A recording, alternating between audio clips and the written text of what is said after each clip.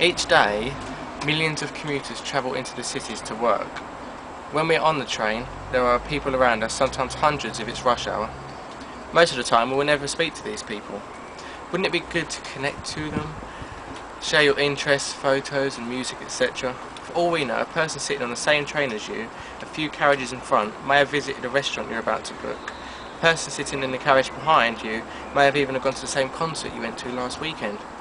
Or a person you can see sitting to your left may even be dating one of your old school friends.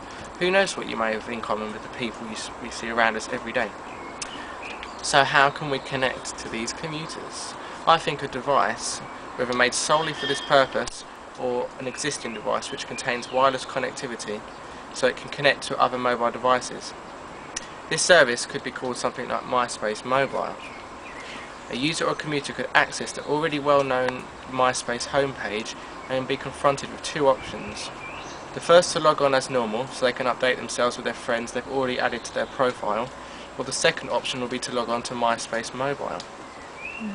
Once signed into this option, the software then searches an area around you, say 150 feet, like the length of the train, by using a radio frequency like we currently do when we're searching for devices using Bluetooth on our current handset. So once signed in to this option, the software it shows up in your homepage all the people in your carriage. So there'll be a section of the screen which will show all these live profile images and accompanying names which have just been found by your device, and they will disappear and reappear if people get off the train or come on the train.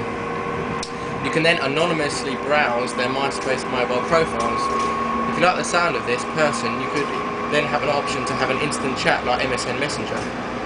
There could even be an audio option so you can actually talk to the person. If they're near you, it might be weird because you might be able to hear them because they'll be sitting right over there maybe, so you can physically go over and meet them. But if there are a few carriages in front, it might be quite nice to do because you wouldn't normally see them, but you're still connected because you're on the same train. You could also listen to their music via a stream or even download their track, like with the Microsoft Zoom player, with the free plays or 3 days limitation, and have the option to buy a full download at a later stage. So how could the system be financed? The user's device will need to connect to the system using Wi-Fi, so the train is going to need Wi-Fi. So the train operator will install this system, and that will be paid for through advertising. Every day, 2 million commuters travel into the cities around the world, so that is going to be enough audience to pay for the system.